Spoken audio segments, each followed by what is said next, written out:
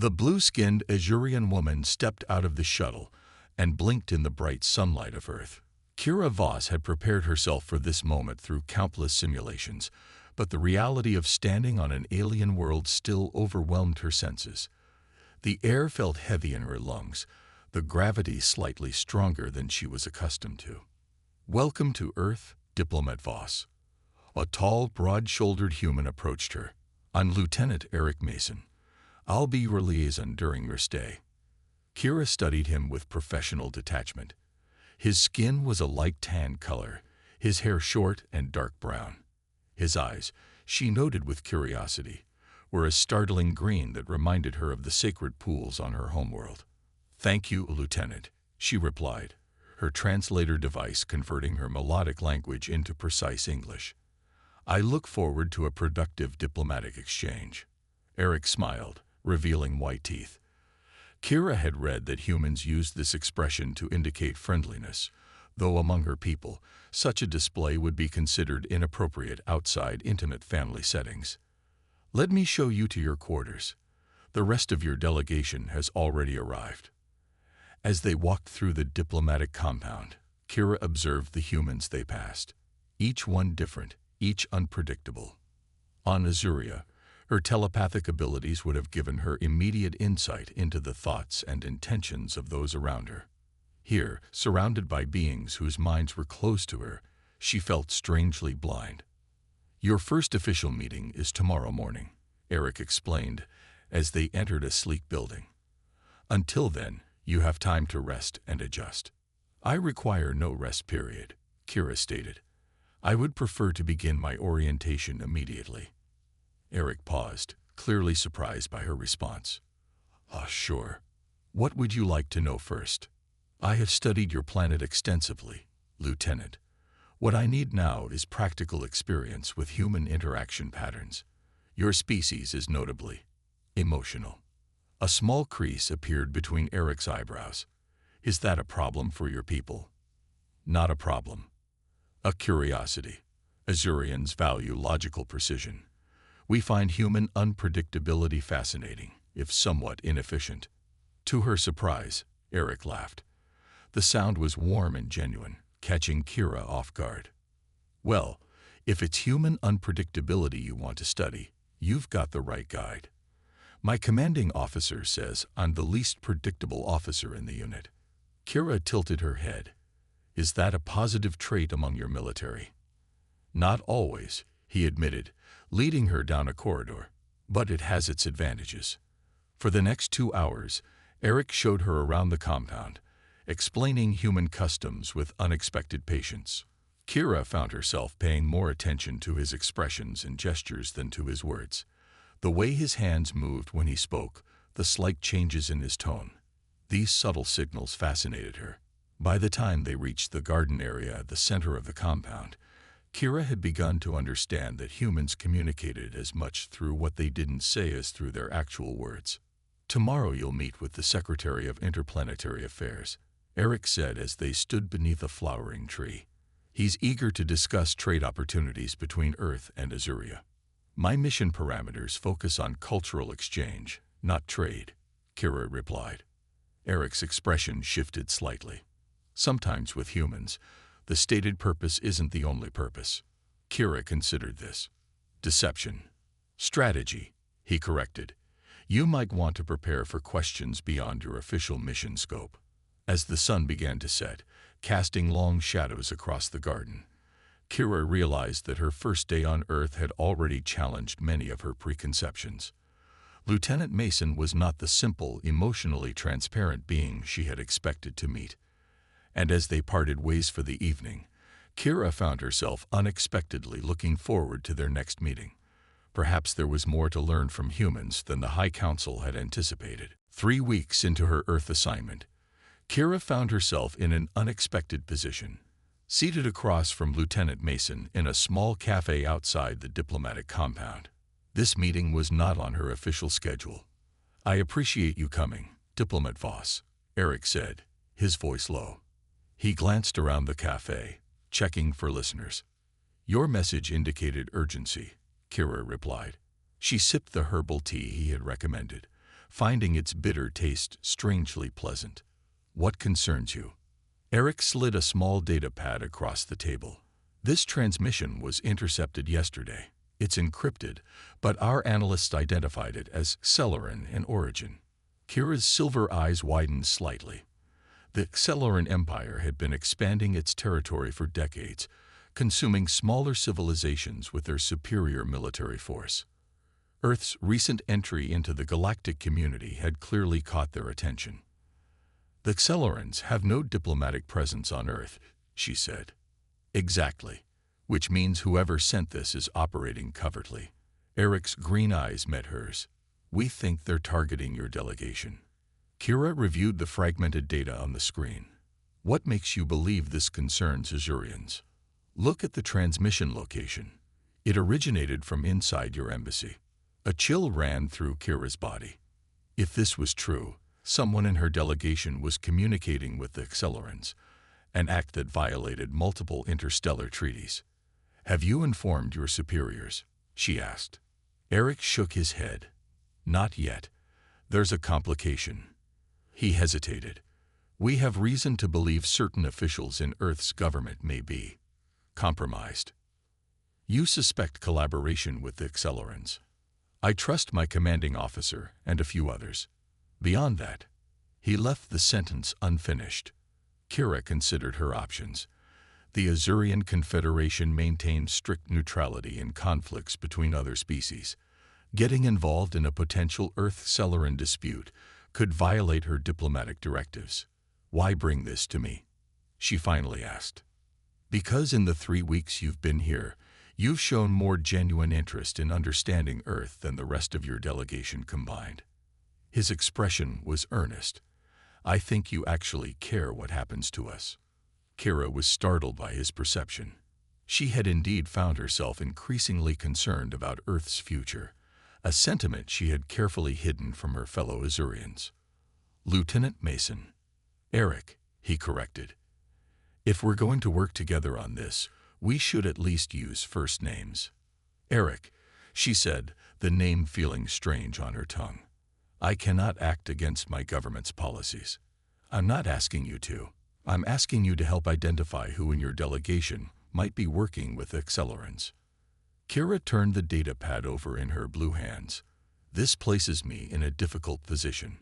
"I know." For a moment, his hand moved as if to touch hers, then withdrew. "But the consequences could be severe. The Celerans don't make diplomatic overtures. They scout for weaknesses before attacking." Outside the cafe window, Kira watched humans going about their daily lives, laughing, arguing, hurrying past, all unaware of the potential threat looming in space above them. They were young as a spacefaring species, vulnerable in ways they didn't yet understand. "I need time to verify this information," she said finally. Relief washed over Eric's face. "Thank you." As they left the cafe, Kira noticed a tall figure watching them from across the street. The observer quickly turned away, but not before she recognized him as Jenkar, an administrative assistant from her own delegation. "We're being watched," she murmured to Eric. "Already?" His hand moved subtly toward the weapon concealed under his jacket. "One of my people," Kira said, "which confirms your suspicions may have merit." As they walked back toward the compound, maintaining a professional distance between them, Kira realized that her mission on Earth had just become significantly more complicated and dangerous. So was her growing connection to the human lieutenant beside her. The emergency meeting of the Joint Earth-Azurian Council filled the chamber with tension. Kira sat stiffly beside Eric as Admiral Powell presented evidence of Celeran ships massing at the edge of Earth's solar system. "Their fleet has doubled in size over the past week," the Admiral said, pointing to the holographic display. "Our intelligence suggests they're preparing for a first strike against Earth's orbital defenses." High Counselor Zevra, head of the Azurian delegation, folded her six-fingered hands. "Unfortunate, but the Confederation maintains its position of neutrality in this matter." Kira noticed the flash of anger in Eric's eyes, though his face remained diplomatic. In the month they had worked together to uncover the Accelerant plot, she had become adept at reading his expressions. With respect, Counselor, Eric said, the evidence Diplomat Voss and I uncovered proves the Accelerants are targeting both our worlds. This isn't just Earth's problem. The evidence is circumstantial, Zevra replied coldly. And Diplomat Voss exceeded her authority by involving herself in this investigation. Kira kept her face expressionless, as was proper for an Azurian, though inside she felt a surge of frustration. Their discovery of Accelerant spies within both delegations should have prompted immediate action, not this political maneuvering. Admiral Powell cleared his throat. Perhaps there's another approach. Our cultures have different traditions, but both value formal alliances. What do you propose? Asked Zevra. A diplomatic union, the Admiral replied. A marriage between representatives of our species would create a binding alliance under both Earth and Azurian law. The room fell silent. Kira froze, suddenly understanding where this was headed. Diplomat Voss comes from a high-ranking family, Powell continued, and Lieutenant Mason has distinguished himself in Earth's defense forces. Their union would symbolize our commitment to mutual protection. Zevra's silver eyes narrowed. Interesting. Diplomatic marriages are indeed part of our tradition, though never before with a non-telepathic species. Kira found herself unable to look at Eric. Marriage alliances were common practice in Azurian diplomacy, logical arrangements made for political advantage. But humans, she had learned, attached deep emotional significance to such bonds. I request a private moment with Diplomat Voss, Zevra announced. In a small antechamber, the High Counselor faced Kira with cold calculation. This is an unexpected opportunity. The Council has been seeking stronger influence over Earth's development. You refuse to help them against the Accelerants, Kira pointed out. Direct military involvement is too costly. A marriage alliance, however, gives us access without commitment. Zevra's tone hardened. Your family has served the Confederation for 9 generations. Your duty is clear. And if I refuse, then you disgrace your lineage and forfeit your diplomatic status. The humans will face the Accelerants alone, and likely perish. When they returned to the chamber, Eric was waiting with Admiral Powell. His face revealed nothing of his thoughts. The Azurian Confederation accepts your proposal, Zevra announced. Diplomat Voss will enter this alliance for a period of 1 standard year, after which the arrangement will be reassessed. Admiral Powell nodded. Lieutenant Mason has agreed to these terms. For the first time since entering the room, Kira met Eric's gaze. Had he been ordered to accept, as she had, or had he volunteered? The ceremony will take place tomorrow, Zevra continued. We will require human authorities to grant Diplomat Voss appropriate legal status. As the meeting concluded, Kira and Eric found themselves alone in the corridor outside. I apologize, she said quietly. This is not what you expected when we began our investigation. Eric studied her face. Did they give you a choice? No more than your superiors gave you, I suspect. A small smile touched his lips. Actually, I volunteered. Kira blinked in surprise. Why?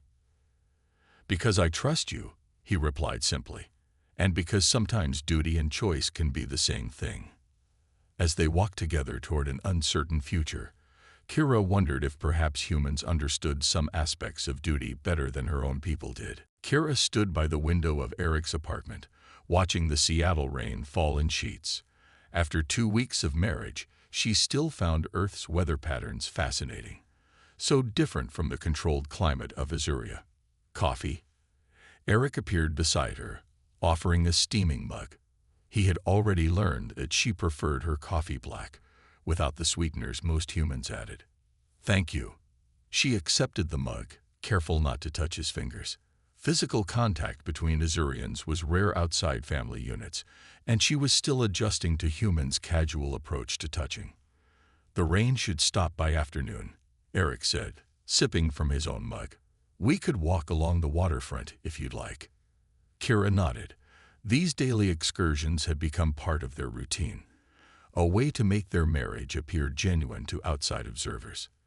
The accelerant threat had receded temporarily after news of the alliance spread, but both knew it was merely a strategic pause. A notification chimed on Kira's communication device. "It's my sister," she said, reading the message. "She has arrived on Earth and requests a meeting." Eric raised an eyebrow. "I didn't know your sister was visiting." "Neither did I." Kira's expression tightened. "Lena rarely leaves Azuria. Her presence here is concerning." "Do you want me to come with you?" Kira considered this. "Yes, it would be appropriate for her to meet my husband." The word still felt strange in her mouth. 3 hours later, they sat across from Lena Voss in a private room at the Azurian embassy. Lena's disapproval radiated from her in waves that even Eric could sense. "Father is disappointed," Lena said without preamble.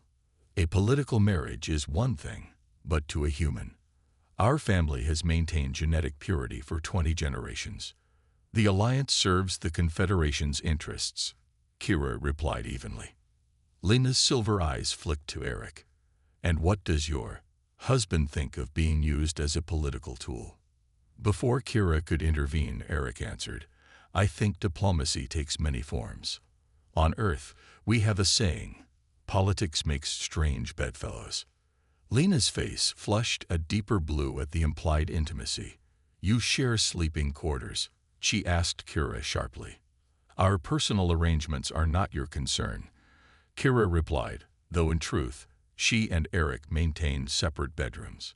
"The High Council is concerned about your increasing integration into human society." Lena continued, "You've missed 3 scheduled telepathic communions with the Azurian collective." Kira stiffened. The weekly mental connection with other Azurians was meant to maintain cultural bonds, but she had found the practice difficult while keeping secrets about her work with Eric. "My duties here take precedence," she said.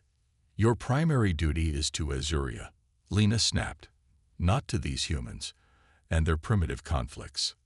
Eric leaned forward. "With respect, the Celeran threat affects both our worlds.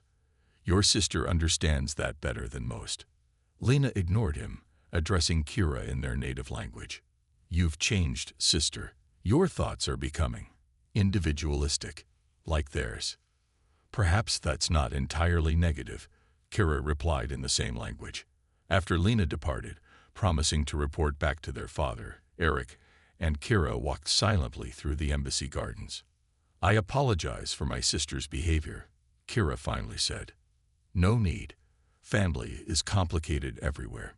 Eric paused beside a fountain. "She's right about one thing, though. You have changed since you arrived." "Is that problematic for you?" "No." His smile was warm. "Change goes both ways. My commanding officer says I've become more thoughtful since working with you." Kira considered this. On Azuria, change was considered a disruption to social harmony. Here on Earth, it seemed to be valued. "Today is our 2-week anniversary," Eric said suddenly. "On Earth, some couples celebrate such milestones." "How would we celebrate?" Kira asked, curious. "I thought I might cook dinner. Real food, not the diplomatic rations you've been eating." Looking at his hopeful expression, Kira made a decision. "I would like that," she said, and was surprised to discover she truly meant it. As they left the embassy, Kira realized that the political marriage was becoming something neither of them had anticipated. A genuine partnership. The warning came at midnight. Eric's secure communications device buzzed with an urgent message, pulling both him and Kira from sleep. "They're moving," Eric said, scanning the encrypted data. 3 Celeran warships have entered Earth's solar system. Kira joined him at the kitchen table, her silver eyes reflecting the dim light. After 2 months of marriage, they had settled into a comfortable routine in the apartment. Now that fragile normality was shattered. "The council must be informed," she said, reaching for her own device. Eric caught her wrist gently. "Wait. Look at this tracking data. The ships aren't heading toward Earth. They're on course for the Azurian embassy." Kira's blue skin paled. "That's impossible. The Accelerants would not dare attack an Azurian facility unless they had inside help. Eric pulled up another file. Remember that transmission we traced? I've been working with a small team to decode it. We finally broke through yesterday. The message displayed on the screen made Kira's breath catch. It contained detailed security protocols for the Azurian embassy, information that would only be available to high-ranking officials. Someone in the High Council is working with the Accelerants, she whispered. And I think we both know who. Eric met her eyes. Your sister didn't come to Earth just to check on you, did she? Kira shook her head slowly. Lena has always been ambitious. She believes Azuria should take a more aggressive role in galactic politics. Her voice hardened. But betraying our people to the Accelerants. We need proof before we make accusations. Eric began gathering equipment. The embassy's security systems record all visitors. If Lena met with Accelerant agents, a deafening explosion shook the building. Through the window, they saw flames rising from downtown, near the embassy.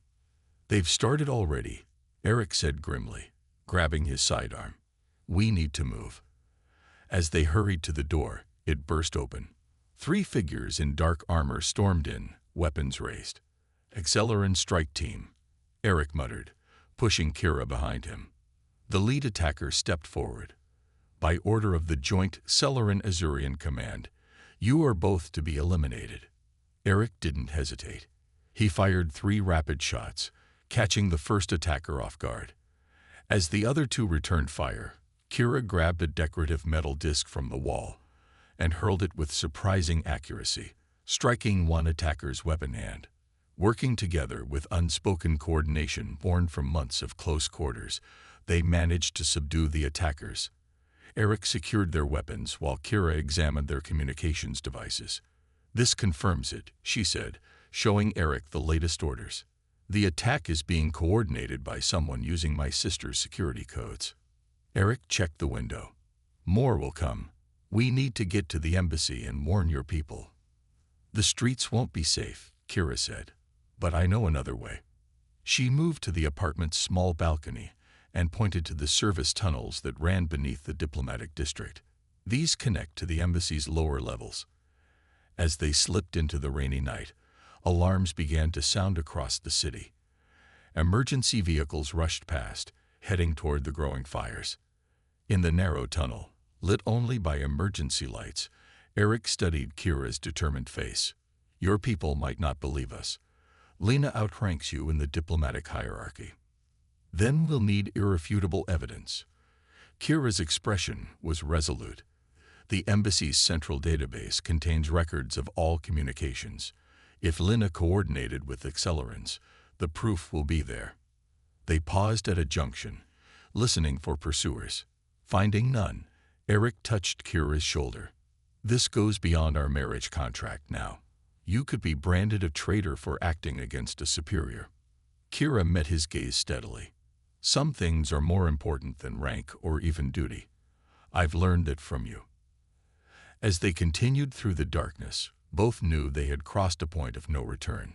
Whatever happened next would change both their worlds forever. Blood dripped from a cut on Kira's forehead as she worked to decrypt the embassy's security system. The lower level of the Azurian compound was eerily quiet, but the sounds of battle echoed from above. Hurry, Eric whispered, keeping watch at the doorway. Their forces have taken the main entrance. It won't be long before they search down here. Kira's 6-fingered hands moved swiftly across the control panel. Almost there. The system recognizes my diplomatic codes, but something is blocking full access. The screen suddenly flickered in change. Kira gasped as her sister's face appeared. I knew you would come, Kira. Lena's voice was cold and precise. Your predictable sense of duty made this trap simple to set. Lena, why? Kira asked, her silver eyes reflecting the screen's glow. Our people have maintained neutrality for centuries. Neutrality is weakness, Lena replied. The Accelerants offered us something the humans never could, a place of power in the new galactic order they're creating. Eric moved beside Kira, his weapon ready. People are dying. Your own people. Lena's expression didn't change. Necessary sacrifices. The Council has already voted. Azuria will withdraw all diplomatic personnel from Earth immediately. You have 6 hours to report to the evacuation shuttle, Kira. Return home, and your actions tonight will be forgiven. The screen went dark, leaving them in silence. She's lying, Eric said. The entire council couldn't have approved this attack. Kira turned away, her shoulders rigid. Perhaps not the attack, but the withdrawal is likely genuine. It's consistent with our non-intervention policies, so they're abandoning Earth to the Accelerants. Yes, the simple words seem to cost Kira great effort, and I am expected to do the same.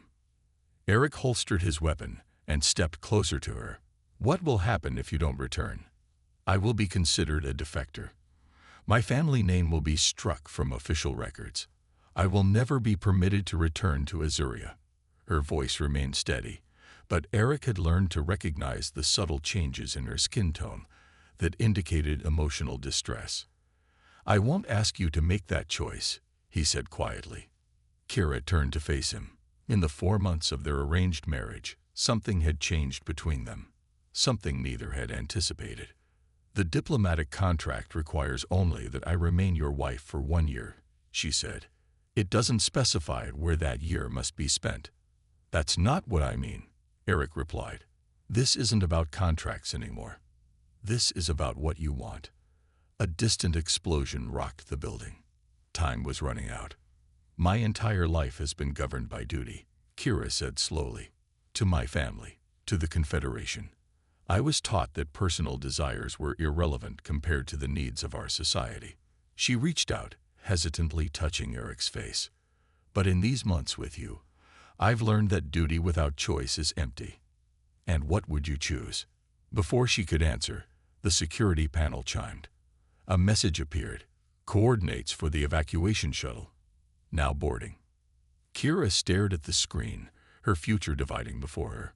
Return to the safety and structure of Azurian society, or remain with the humans and their dangerous, unpredictable world. The Accelerant attack can still be stopped, she said finally. The evidence we gathered proves Lena's treachery. If we can reach Admiral Powell with this information. We, Eric repeated, a smile forming despite the danger surrounding them. Yes, Kira said, her decision made. My place is here now. As they prepared to leave the relative safety of the lower level, Eric took her hand. This time, she didn't pull away from the contact. Whatever happens, he said, I want you to know that these months have been more than a diplomatic assignment for me. Kira's lips curved in a rare smile. For me as well. Together, they stepped into the corridor, facing their uncertain future as true partners at last. 1 year after the Accelerant attack, Kira stood on the balcony of their new home overlooking Puget Sound. The morning sun sparkled on the water, so different from the twin suns of her home world. Beautiful view, isn't it? Eric joined her, 2 coffee mugs in hand. Their morning ritual had survived through war, political upheaval, and the reshaping of interstellar relations. Yes, Kira agreed, accepting her mug. Though I still don't understand why humans are so drawn to water. Your bodies are mostly composed of it already. Eric laughed. After a year together, he had grown accustomed to her literal observations. Maybe that's exactly why we like it. Recognition of our own element.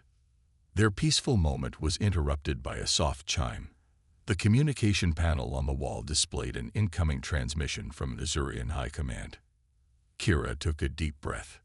It's time. The screen came to life, showing not the face she expected, but a familiar older Azurian male.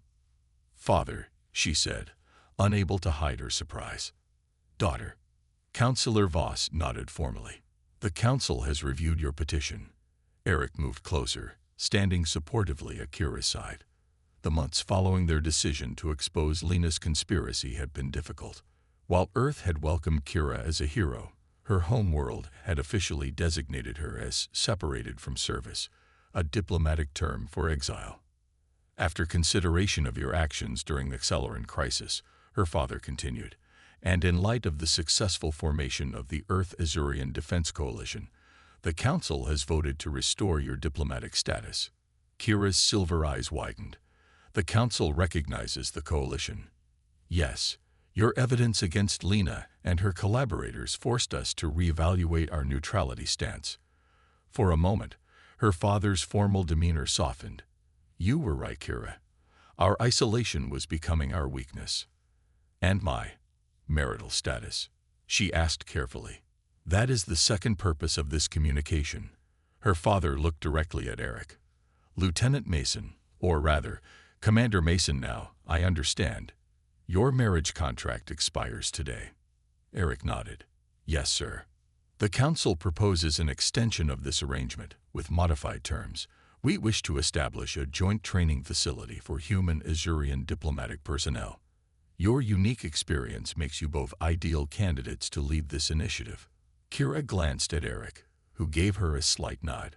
We would be interested in discussing this proposal, she said. Excellent. The details will follow. Her father paused, then added something unprecedented in Azurian diplomatic communications. Your mother sends her regards. She would like to visit Earth, if that would be acceptable. After the transmission ended, Kira remained silent for a long moment. So, Eric finally said, our contract marriage has been officially recognized as valuable by both governments. Yes, Kira set down her coffee mug. The political benefits are significant. Eric stepped closer. And what about the personal benefits? In the year they had spent together, facing danger and building a new life, Kira had slowly learned to express emotions that Azurian society had taught her to suppress. Now, she reached for Eric's hand, a gesture that once would have been unthinkable. I have been considering a human custom, she said. The renewal of marriage vows. Have you now? Eric smiled. And what would these new vows entail? No diplomatic language, no terms or conditions. Her blue fingers intertwined with his. Simply a choice, freely made. I like the sound of that, Eric said softly. As the morning sun rose higher over their new world, Kira realized how far she had come from that first day on Earth. She had arrived as a duty-bound diplomat, seeing humans as emotionally chaotic beings. Now she understood that within that chaos lay a freedom her own people had forgotten.